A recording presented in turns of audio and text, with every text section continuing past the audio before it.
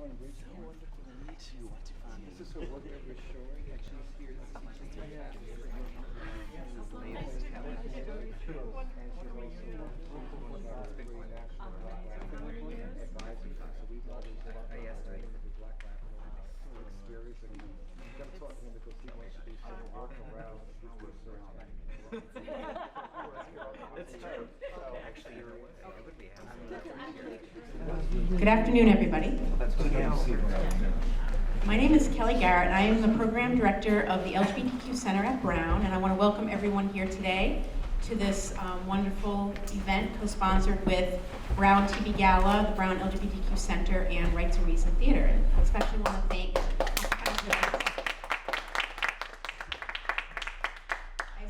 thank African Studies and Rights and Reason Theater for hosting the event with us. It's a wonderful space, and we love collaborating with this space. So I'm going to give you a very brief introduction of the timeline that we're showing today. Just to give you a little history, I came in November 1st, 2004, so it's just about to hit 11 years, when the LGBTQ Center was relatively new.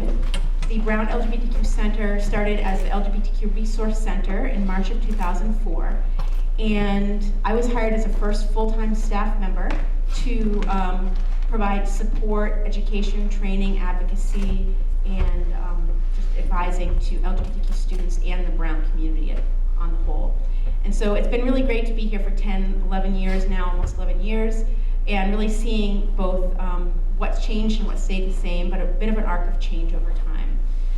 For our 10th anniversary in 2004, we decided to begin to bring together archival materials that we found in the center and in various spaces on campus. And so we created a wonderful exhibit. I hired some students to start archiving our materials, and we created an exhibit that we put in the Granoff Center for our 10th anniversary in 2014. And from that, we took some of those materials, scanned them, and created this traveling exhibit that we are now bringing. I'm going to introduce Ryan from TBGALA, who can talk a little bit more about the exhibit and how it's traveled across the country. But we wanted to be able to just share the exhibit with more than just the Brown community. We're sharing with alumni across the country. Just make sure that you take the booklet that goes along with the timeline. The booklet actually has information going back to 1970. We have visual materials going back to the mid-'80s. And this is a work in progress. This particular exhibit is just, again, a piece of our archive. And we're in the process of creating a digital archive where we are scanning everything, and it's going to be available in the library in the near future. Some of this material will be available in the library in an electronic form for anybody to search through. And we also always welcome new materials. So I know there are some alums here today who are going to be providing us with some materials, and if anybody does want to contribute anything, please contact me in the LGBTQ Center and we can make an arrangement to do that. I think at this time I would like to introduce Ryan Grubbs, who's the president of TBGALA, and Ryan will talk a little bit more about the connection between the exhibit and tell you a little bit about the alumni organization. Thank you.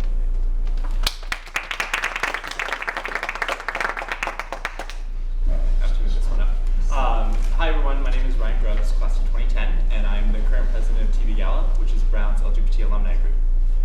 As Kelly mentioned, we're very excited to partner with the LGBTQ Center and Afro Studies and Rights and Reason to bring this timeline to you all during Parents Weekend, Alumni Fall Weekend, et cetera, et cetera.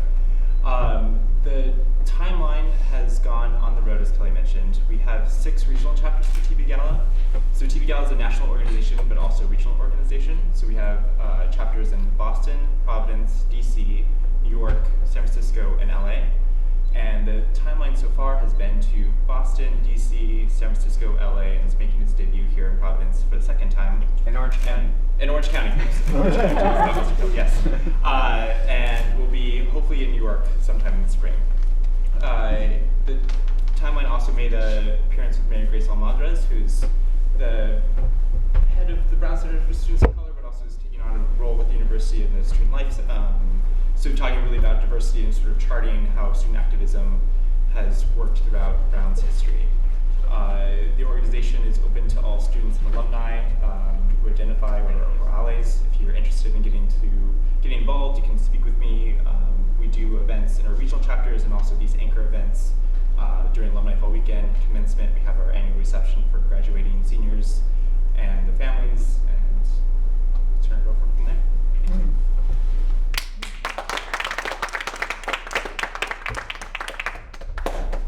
If as you're looking around afterwards, please feel free to ask me any questions. I don't have information about everything that is on here, but I have spent a lot of time with the materials and have had a good chance to look through most of them.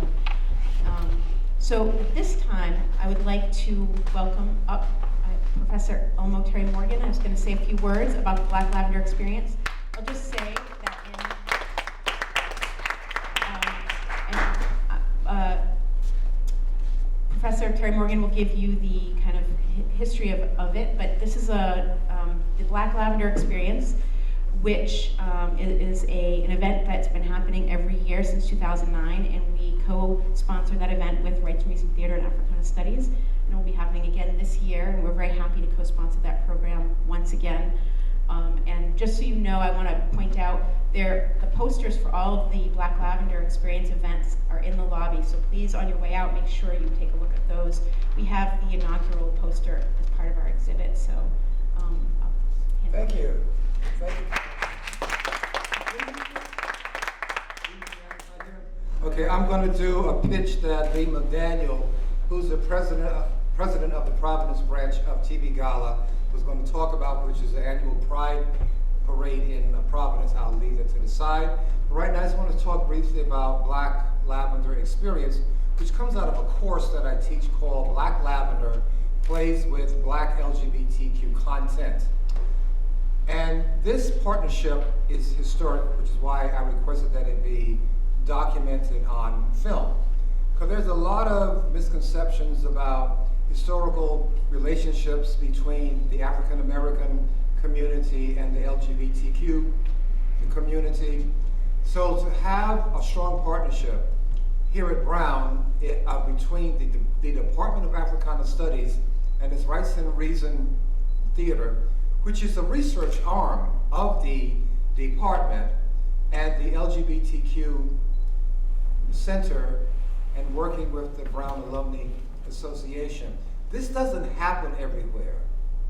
There's something in the DNA at Brown that makes these types of things happen, and they take root and they grow. I'm also an alumnus, 1974, many years ago. And when I graduated, my mother, who's here, she was here, and my cousin Jerry was here. This would not have even been a conversation. There were gay people at Brown, but it was really I always have students asking me, what was it like? I said, it was don't ask, don't tell. Mm-hmm. There was no violence against people, or if you were suspected, you were considered okay unless confirmed. And then if confirmed, people just kind of let you go your own way. But it wasn't like it is now, where we are so open, and I work with my students, and I say, you got to know the history. This wasn't like this, where you can just come into a class and just open express who you are, and people hardly blink an eye anymore. But that's here, within these protected walls, which is why my course, Black Lavender, grew. I inherited the course from the late George Houston Bass, after whom this space is named, who was my teacher, mentor, and friend. So when I came here, I was recruited to come to Brown in 1991 to teach, and I inherited George's class, Voices Beneath the Veil, a study of black plays from 1858 to the present. I've got to change that because the present is getting longer and longer. I don't place into 13 weeks anymore. But from the very first class I taught, there was one student who came to me and said, I want to write my thesis paper about a play that deals with black gay people. And I went, oh, good luck. With that, I didn't know any. This happened year after year. Finally, in the fall of 1997, 4 students came to me. Each said, I want to do something on lesbians, gay people, queer people, the the terminology was starting to get a little bit more, what's the word I'm looking for? It was a lot of different expressions, yeah, for, you know, for gay, lesbian, bisexual, queer was the word that was coming up at the time. So something said, I think, there's Lee, that the universe is tapping me on my shoulder.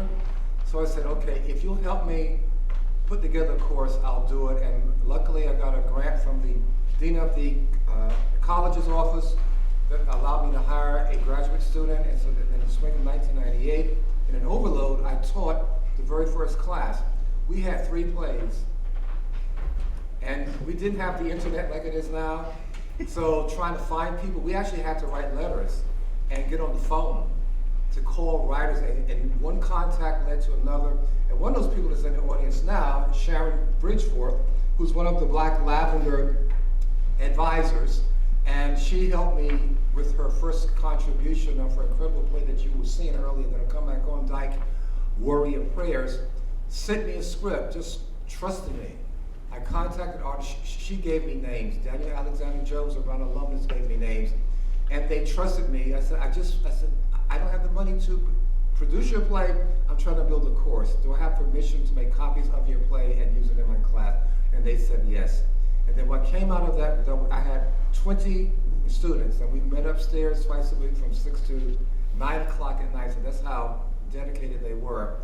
And that grew into the presentation of Black Lavender, which started out as a presentation of plays by Black queer writers, and then we have evolved into an event that is the works of queer artists of color. So we do film, we do visual arts, performance arts, and all of the writers are not exclusively African American or of the African diaspora.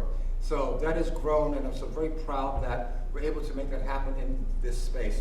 So we hope that you will make all of our events that we do here at Brown around LGBTQ issues a destination. And definitely the Black Lavender event that happens in 2016, the second week of April 13th to 17th, you got your save the dates, you know, to show up. We need your presence here.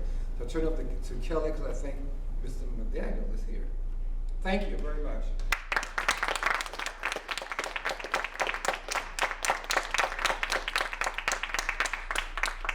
So as for our last speaker, we'll just invite Lee McDaniel, who is the president of the Providence chapter of TBGALA.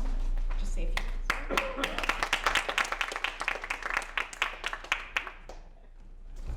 Thank you, Kelly. Thanks, Ryan. Thank you to you, Professor, for putting this event together. And I want to say welcome to Providence from Providence TBGALA. We're glad that you all are here for Alumni and Parent Weekend. And we want to let you know what's going on in Providence. So if you are back in town or if you are a local, please feel free to join us next June for Pride. If you have not been a part of a Pride March with the professor twirling the banner on the street, then it is quite something for you to come enjoy next year. Hopefully it won't rain this year like it did last year, but we always have a good time. We are also putting together a 6-part, 12-month series with TBGALA Providence in conjunction with the RISD Alumni Association. We are doing the Hidden Treasures or Hidden Gems of Brown and RISD. And we are kicking that off next month, November 10th, at RISD at the Nature Lab. And so we have partnered with the RISD Alumni Council to do some fun and creative things to bring the two alumni groups together. We invite you to look on the Facebook page and the Brown alumni page for TBGALA to find out those activities and join us for all of those. Thank you.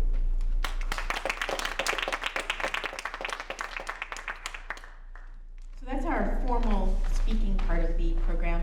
I just invite you to mingle, look at our exhibit, make sure you take a timeline with you and a save the date program with you for Black Lavender Experience 2016. And we'll be here for until about 6 o'clock, so feel free to hang around, mingle, and we'll be continuing to play the production of, all of a sudden, Dyke Warrior Prayer. Warrior Prayer is Redux, right? I blinked blank for a minute. Dyke Warrior Prayer up on the screen for your enjoyment. So thank you so much for joining us today. Thank you, Sarah.